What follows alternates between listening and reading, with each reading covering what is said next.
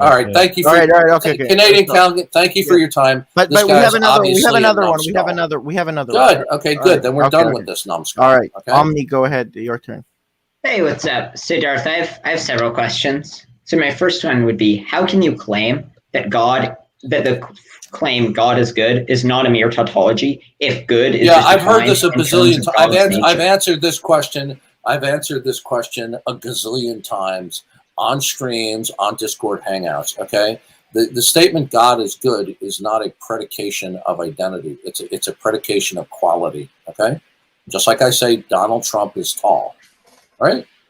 Sure. But what does good mean on your definition? What is good? Good means whatever is complete, not lacking, not deficient. Okay, so you're making the substantive claim that God's character is not deficient. Okay, that makes sense.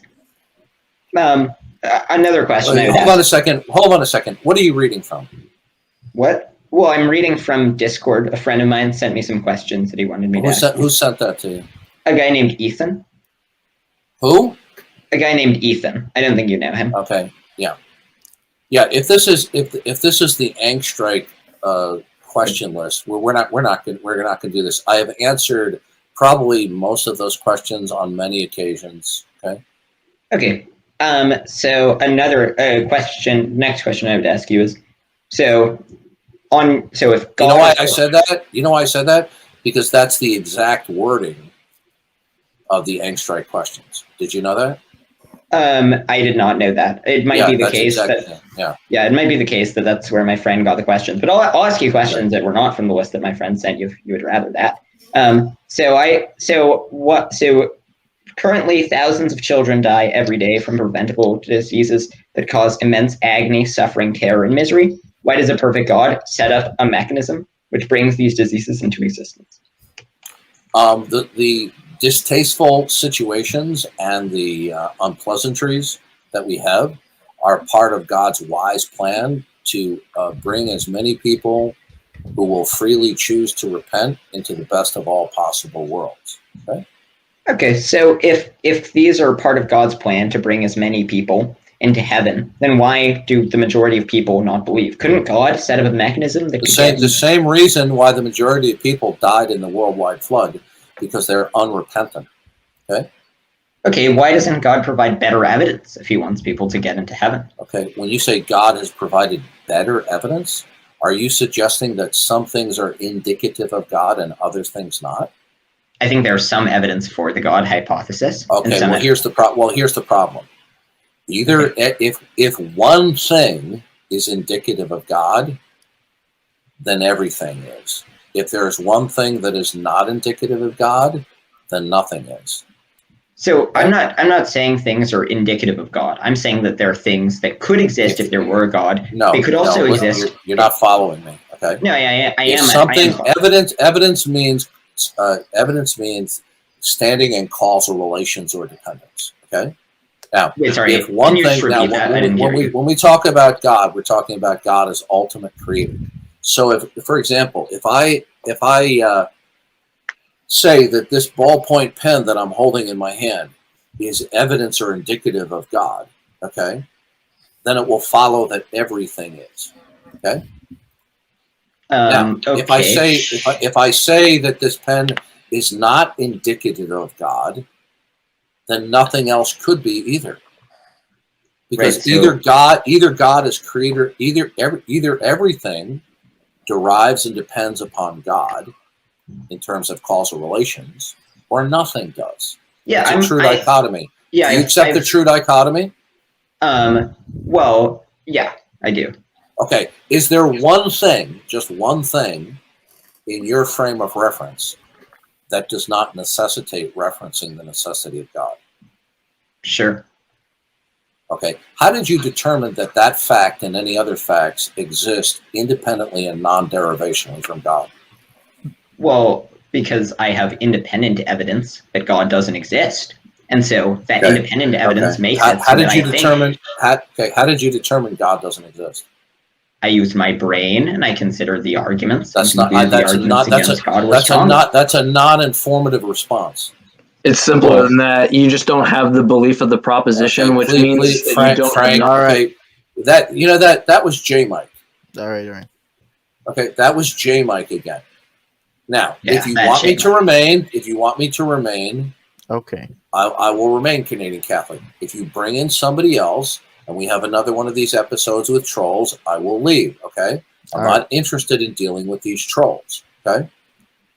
All right. Now, Omni, how did you determine that what is ultimate in reality, the source of all possibility, is not God, is not a mind? Well, so I considered arguments such as the problem of evil, the problem of inadequate achievement of goals, the problem of divine hiddenness, and the problem. Hold on. Okay, I'm holding evil, on. The existence of evil. Do you mean natural evil? Yes. Okay, that doesn't get you to global atheism. Well, why would God make it so that there is natural evil? Having an unanswered question as to why an ultimate creator would permit certain things that you find objectionable or distasteful, it doesn't follow from that what is ultimate is a mind. Okay? Your position.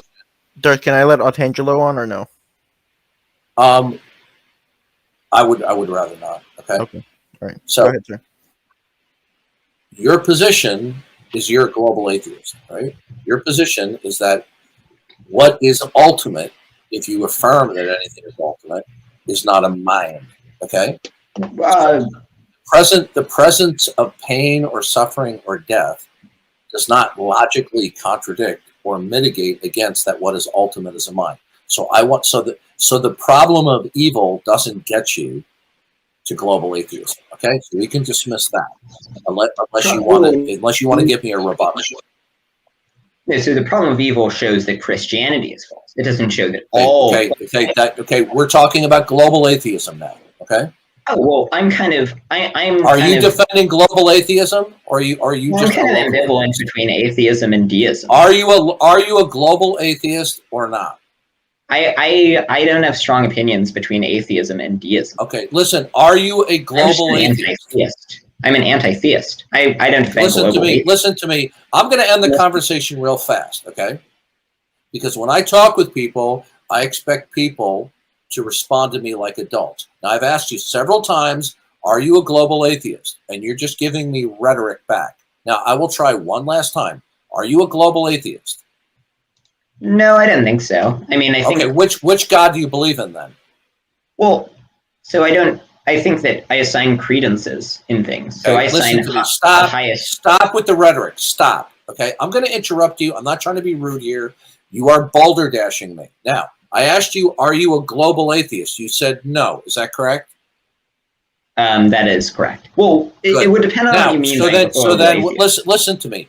Do you think by being a motor mouth, you're going to bamboozle me?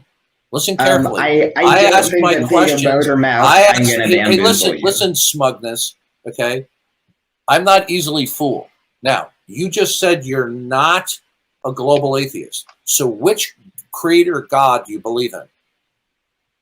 So, I assign the highest probability of global atheism. No, so I'm not. Listen, you're not. Look at last chance, dude.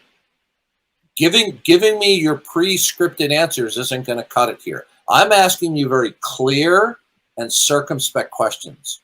You are giving me gobbledygook that is not addressing my question. A global atheist is somebody who says there is no creator God, period. There are no gods whatsoever. That's a global atheist. Now, a local atheist is somebody, a local atheist is somebody who is not a global atheist, but disbelieves in one or more God concepts. Okay? Now, I'm a local either it is the case that you believe in one creator God, or you do not believe in any creator gods. So which is it? Do you believe in a creator God or none whatsoever? It depends on what you mean by belief. If by belief you mean that listen, my patience is running out.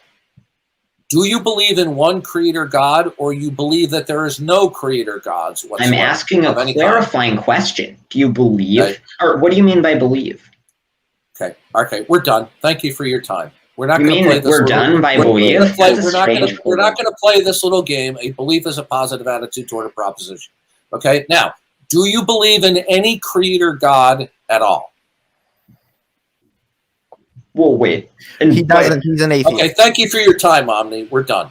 Okay. You can't answer. Listen, I am asking you straightforward, circumspect questions. They're clear. They're not loaded. Okay. They're not double talk. I asked the same question of all atheists that are dealing with, and all you're just giving me back are verbal rhetorical flourishes. I'll give you one more chance.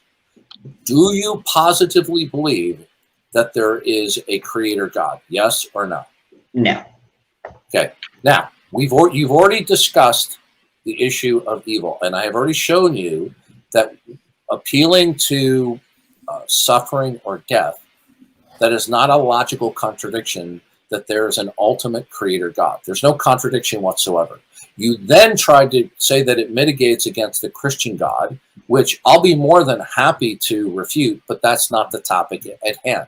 What the topic at hand is atheism, global atheism. Okay? You are a global atheist. You deny being a global atheist, but now when I ask you, do you have any belief in any creator God at all? And you said no, which makes you a global atheist. Now, setting aside the issue of evil, which I've debunked, right? You have not. Because you said, oh yeah, I did debunk it, because you see, there is no logical problem of evil when it comes to the existence of a creator God. Okay, are you familiar with William Lane Craig? I am very familiar with. William Lane Craig has gone on record numerous times and saying it is generally recognized that there is no logical contradiction between the existence of a creator God per se, right, and death or suffering on this planet. Now, if you want to say, and William Lane Craig has also said the problem of evil is the most compelling atheist argument. Yeah, so what? That doesn't mean that it has merit. Okay, get rid of Detroiter. Okay? I asked you not to bring in anyone else. all right. Okay. Okay. Next time I'll just leave. Now, yeah, it's compelling to atheists. There is no, what is the logical contradiction between the existence of an ultimate creator God and, let's say, a 2-year-old drowning in somebody's backyard pool? What's the logical contradiction? Well, a God brings about things that are in the ways that are optimal. A 2-year-old drowning is a byproduct you don't know of that. a world Where did you get that in a way from? that is not optimal. Well, yeah, I mean, you're not understanding. Okay. No, I'm understanding. We're talking about God. Now you're talking about a specific type of creator God. You're talking about the Christian God. Obviously, this doesn't apply to listen, Omni, listen to me. Listen, I've been more than patient with you, but even my patience is running out because you're not focusing. You're doing classically what atheists do. You're like a Mexican jumping bean. You're jumping from semi-related rabbit trails whenever you can. Now, what we're talking about, God. Wait, that's what a God Mexican is. jumping God bean is that which is eternal and is a mind. Okay, is there a logical contradiction between that there is an eternal mind that instituted this world and a toddler drowning in somebody's backyard pool? Is there a logical contradiction between that? No, of course not. Okay, good. Then God we're done. is the mind. Then we're done with that. Now, we're going to move on. You said the problem of divine hiddenness. Okay? But wait, there is a contradiction between your God and... Okay, again, I guess you're not listening. I said to you, I will be glad later on to discuss your critique or attack upon the God of the Bible vis-a-vis what you consider to be the incompatibility of natural evil. But we're not discussing that right now. What we're talking about, listen, what we're talking about is your case for atheism. Disbelieving in the Christian God does not get you to global atheism. Now, I've already debunked the problem of evil when it comes to atheism proper. Okay, but you want to change the subject to saying that evil is incompatible with the Christian God. We can discuss that shortly, but that's not the topic at hand. Now, so we've set aside, there is no logical problem between suffering and what is eternal being a mind, a creator God. So we've dismissed that. Now, you said that the problem of divine hiddenness, however you conceive that, shows that there is no creator God. So would you like to make that case? No, so the problem of divine hiddenness wouldn't apply to deism, for example. But I do have some arguments against deism. Okay, well, you see, deism would have to be rejected by you as an atheist. So I'm going to ask you again, okay? And please don't repeat what you said earlier, because we've already gone through it. God, as an ultimate creator mind, the source of all possibility, does not exist because... Well, because if you look around the universe, it does not seem to be optimized for anything that could conceivably be. That does not, okay, that it does not follow. That does not follow because you don't like the particular organization of the universe, that what is ultimate is a mind. So does it follow? Does it? Well then, what's the argument then? The argument is that if you look around the universe seems to be sporadic and scattered in ways that seem not to be. Where does it? How does it follow that if there are pockets of less orderliness than other pockets, how does it follow then that what is ultimate is not a mind? Because by the nature. Hold on a second. If you don't believe what is ultimate is a mind, do you then believe what is ultimate is not a mind, or do you reject that there's anything singularly ultimate dictating all possibility? Which of those two scenarios? I don't know which of those is the case. Okay, then you're not in a position to establish that there's no God. Okay, because in order to show that there's not a God, you're going to have to show that what is ultimate is not a mind, or that there's nothing ultimate at all. Therefore, refuting God, which you can do neither. Can you establish either of those two scenarios?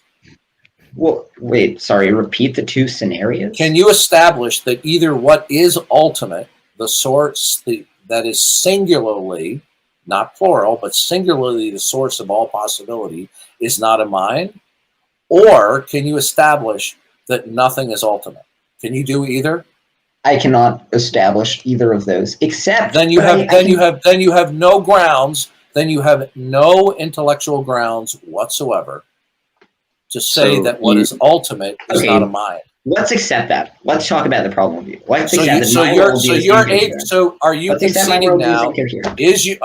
Are you now conceding, before we move on, that your atheism has not been coherently defended? Sure. Now let's talk about the problem. Hold on a second. We will in a second. Okay. So I want to make this abundantly clear, not only to you, but to everybody who's listening in the audience. Have you now conceded that you do not have a rational basis to deny the existence of God? Yes. Now let's talk about the problem. Okay. So do you actually believe that? Yes, I do. Now let's talk about the problem. So you're admitting that your God denialism is irrational. Yes. Now let's talk about the problem of evil. Okay. Good. Okay. Problem of evil. What's your answer? What's the problem? The problem is, if there were a perfect God, you would Hold on a second. Canadian, why are you laughing? Somebody just called me about something. Oh, okay. Go ahead. So if there were... If my mic got muted, I muted my mic. Sure. So if there were a perfect God, you would expect the world to be made in a way. Why would you have any expectations? Where would you get those expectations because you from? say that God is all loving. Where did you get those? So what?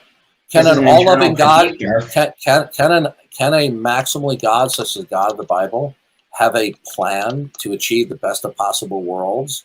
And to achieve that, he has to go through a world with the possibility of rebellion and allowing for suffering as a motivating factor to maximize the number of people who freely choose to enter into his redemption? No, for 4 reasons. First, the first one is that if you're appealing to suffering as necessary on instrumental grounds, well, if God's omnipotent... I didn't say it was necessary. Well, you said it's good, even though it's bad. No, I said it's a part of his wise plan. It's a part of his wise plan. Right, and he can achieve his wise plan without it because he's omnipotent.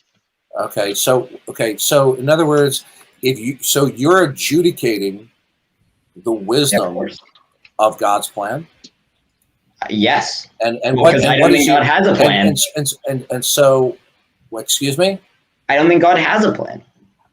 You don't think God has a plan? Why not? Well, no, because I don't think God exists. Because the problem of evil demonstrates.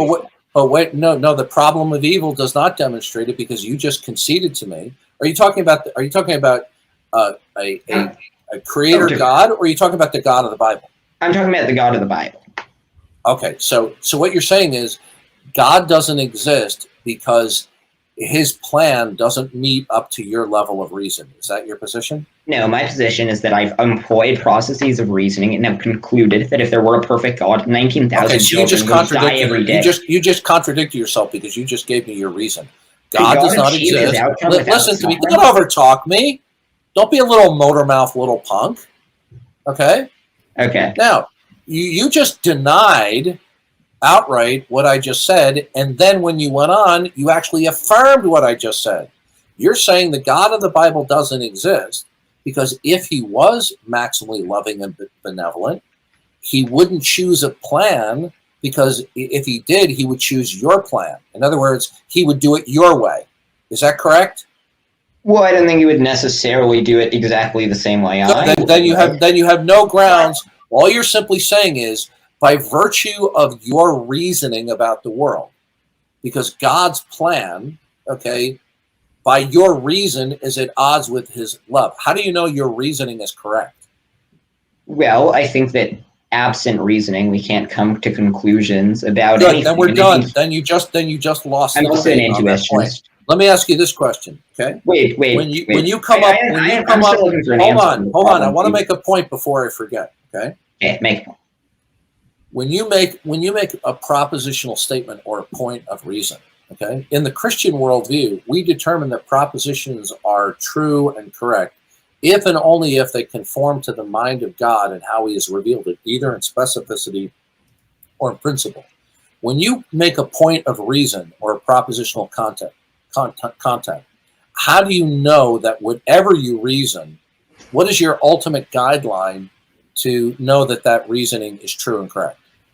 What does it have to conform to? Well, I'm an intuitionist. I'm asking you, do you have an ultimate authority by which you can cross-check your reasoning that it is true? Okay? I don't know what you mean by an ultimate authority. What you're saying is that the suffering in this temporal world, okay, is incompatible with the love and benevolence of God, and you say that they're in conflict. But that's the product of your reason. You're being a motor mouth, and you're moving away from the point. You're going away from the problem. Have a nice day. Have a nice day. All right, we got a couple more. Okay, we got a couple more. We're done. Have a nice day, little All right, so we got this guy called Henry. That was a major fail on your part. Okay. All right. So, Henry, are you on? Is that Henry? Yeah, I just want to talk to Darth for a second because I know he has a position that I'm not really too keen with. I'm listening.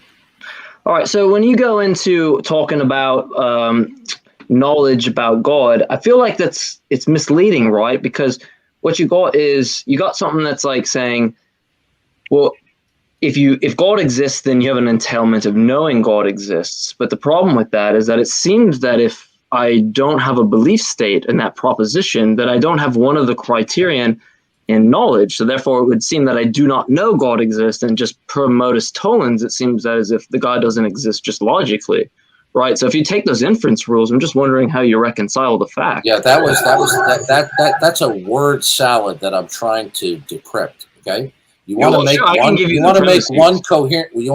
make one coherent sentence that I can respond to instead of that word salad. By the way, are you an atheist? Are you an atheist? Yes, sir. I'm an atheist. And are you a global atheist? What do you mean, sir? That there is no creator God of any kind. Yeah, I take that definition to be true. Okay. All right. So you want to repeat what you said in that's intelligible. Yeah. So the entailment of what I'm making is that you define your God as someone who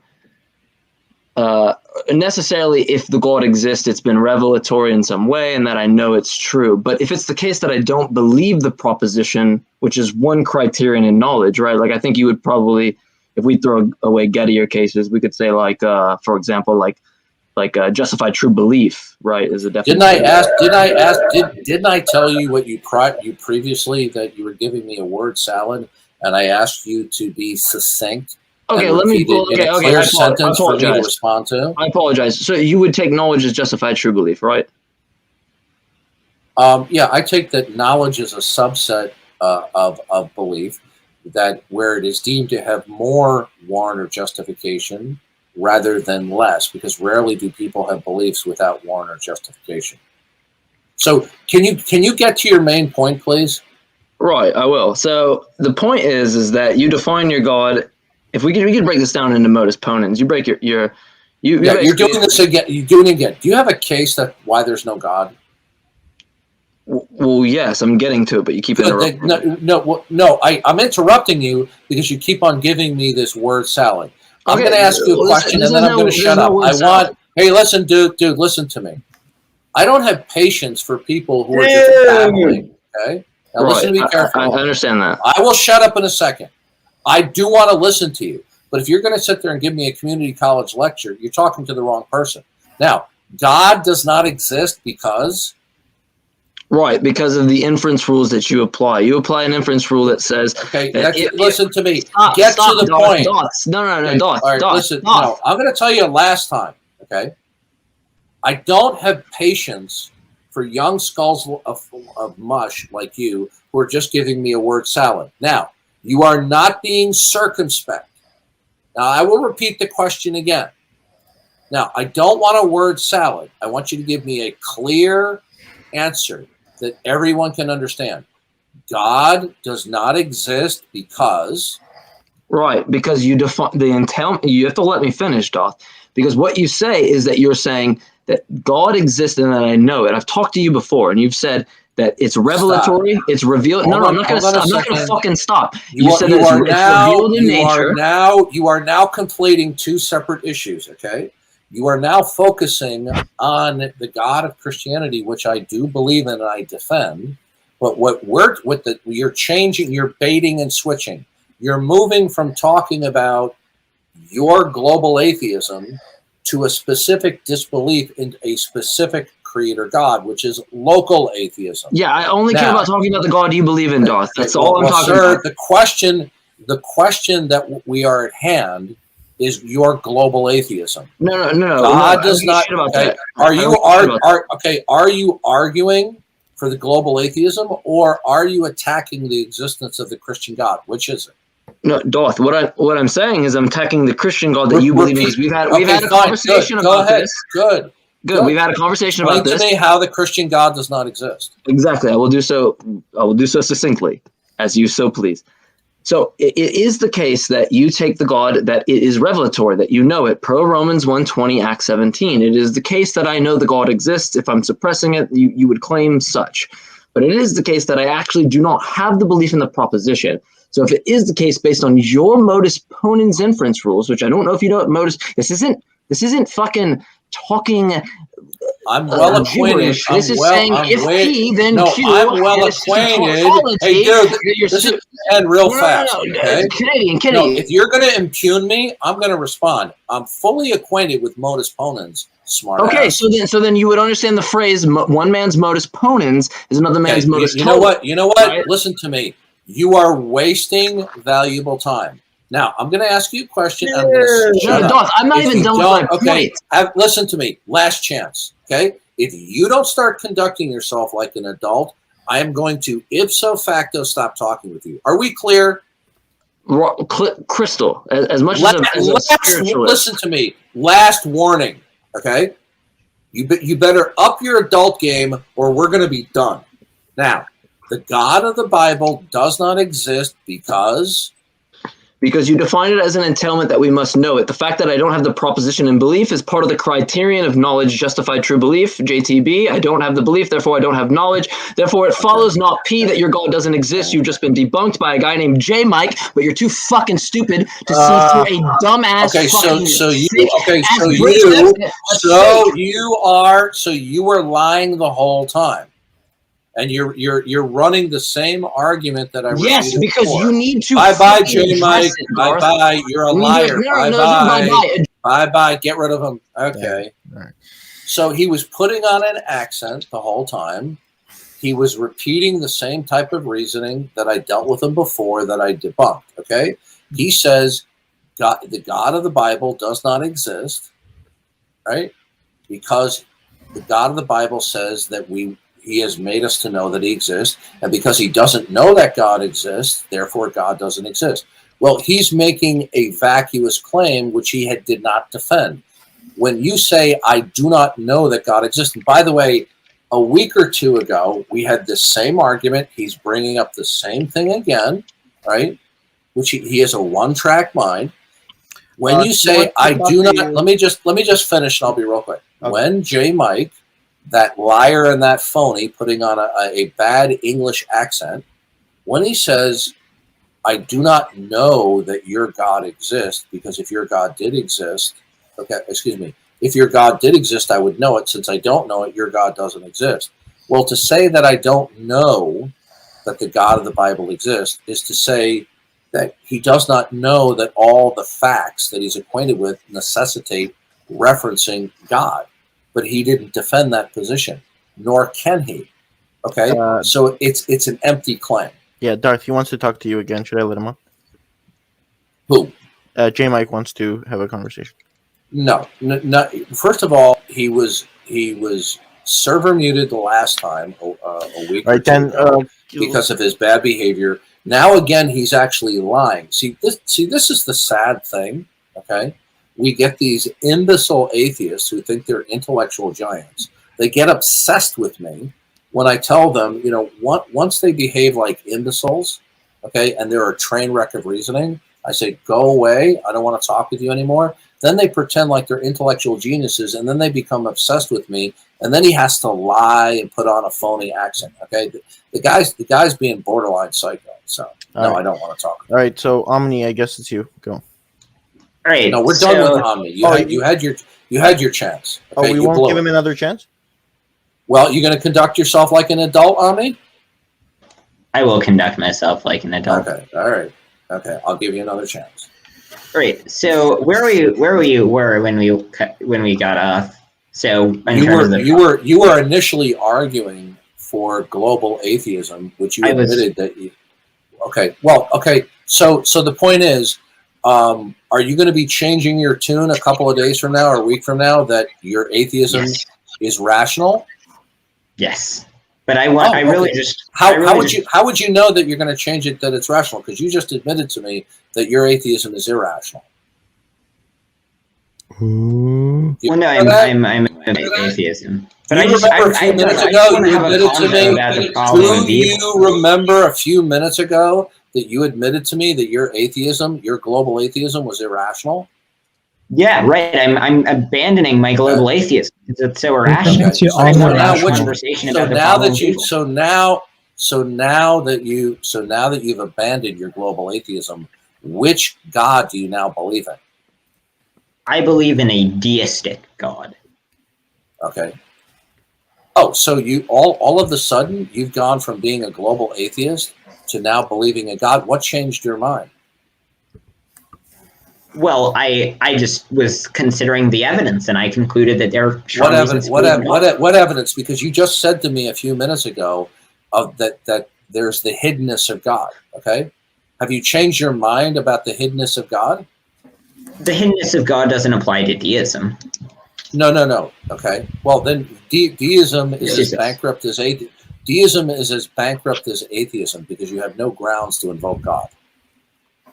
Oh, well, why? Okay, so the reason I think deism is more plausible than theism, which is your... The issue is not plausible. It's not a matter of plausibility. The problem is, if you're going to invoke that there is a God, okay, then that God is going to have to be revelatory.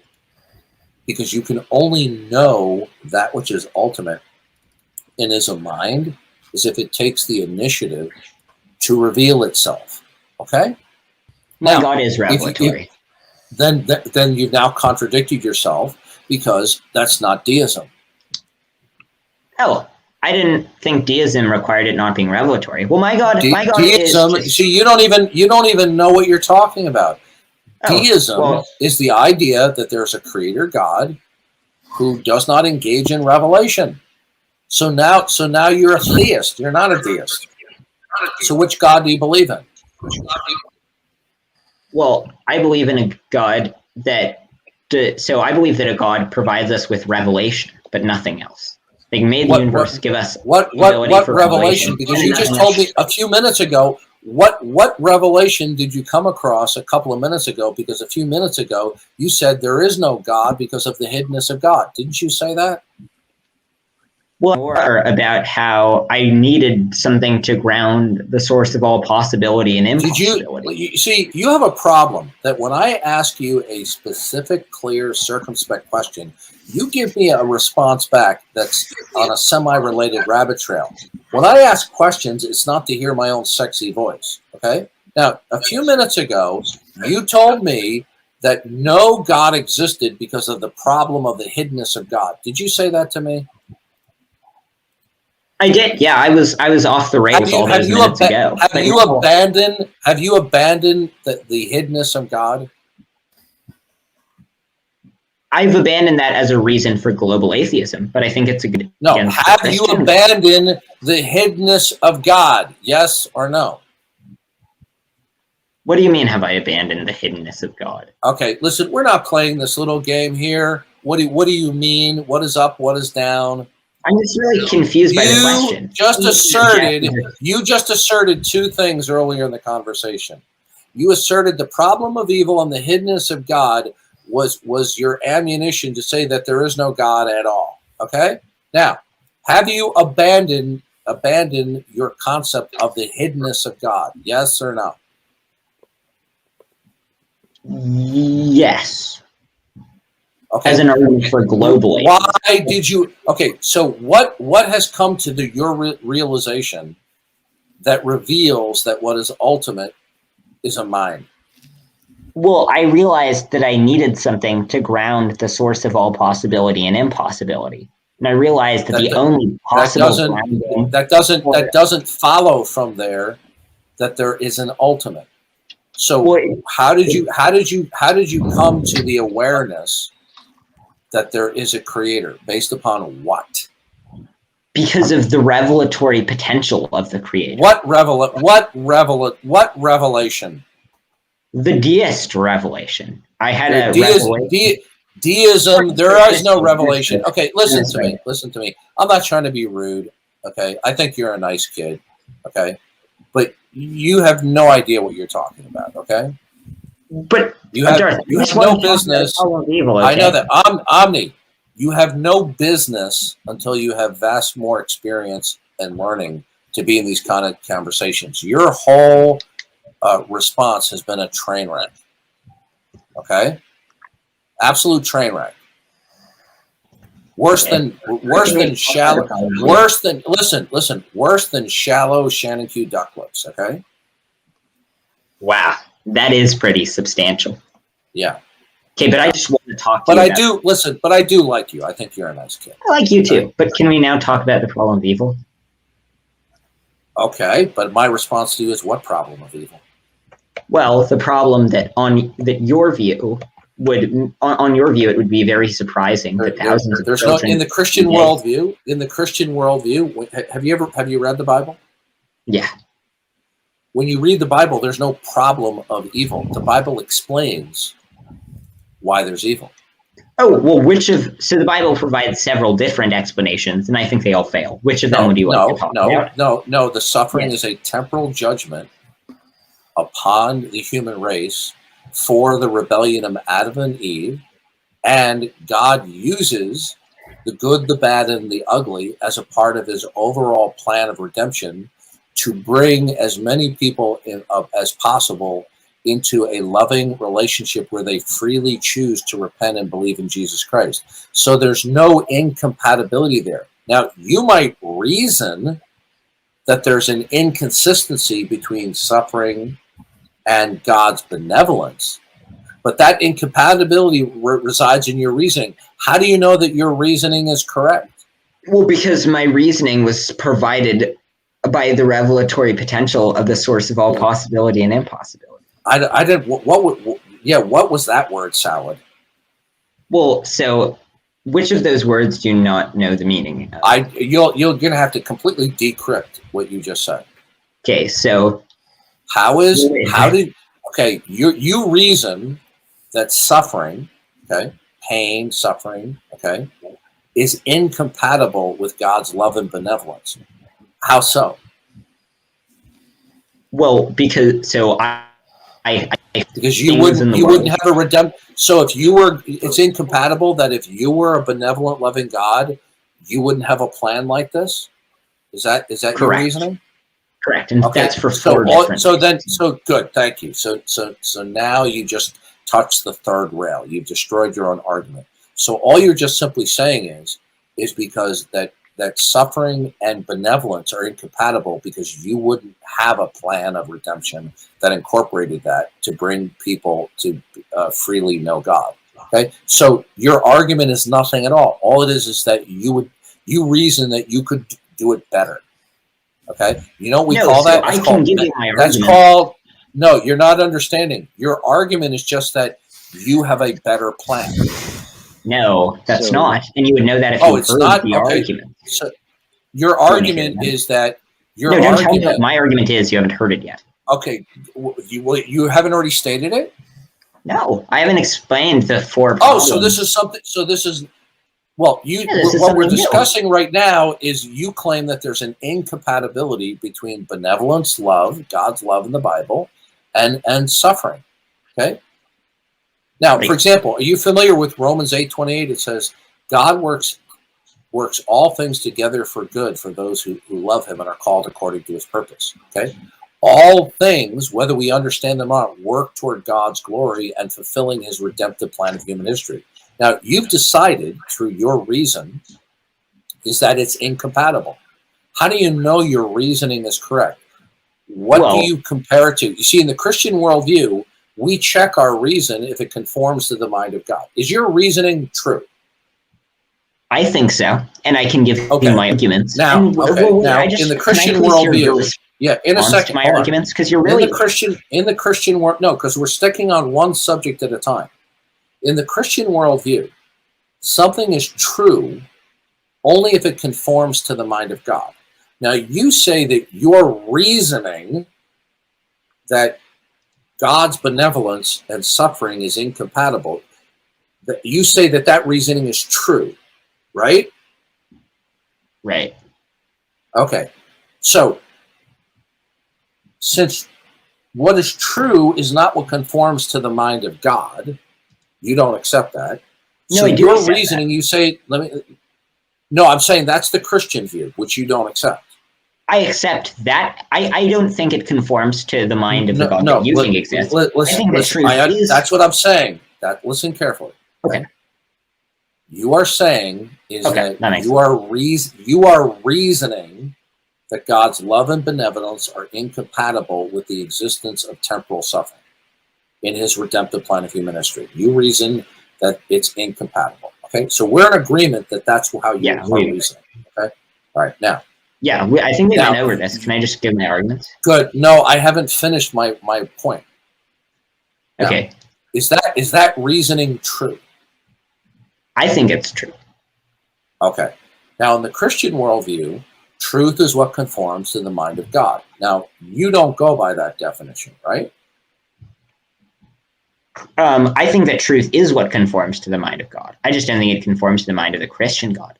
But I think it conforms to the mind of... Oh, okay. What God? Well, I don't know what God. Okay, so here's the problem then.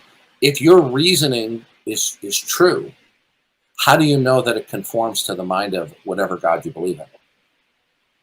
Well, because it's been revealed to me. It's been revealed to me that by reasoning we can reach into the mind of God. When? Fairly recently. When? Do you want me to give you like a time? Like when did this happen? Like 9:40 or so. If you lie, listen to me. If you lie to me, or I determine that you have been lying to me, then we're done. Okay, because I don't take kindly to liars. When did you have this revelation? At like 17 or so minutes ago, if I had to guess. Oh, it really? Yeah, right. It just popped into your head. Your Yes. God revealed to you. Okay, we're done. Okay, we're done. You're a liar. Okay. Well, wait, but All right. No, we're done. Nick, We're you done. haven't- We're wait, done. wait, wait. Listen to me. Listen to me. How stupid do you think I am? Okay. You see, for the people in the YouTube audience, this is what I have to deal with. These lying little imbeciles. Okay. Does anybody believe that all of a sudden he had a revelation of God? Isn't it amazing that he kept quiet about it? Where do they grow these people? Where do they grow these people?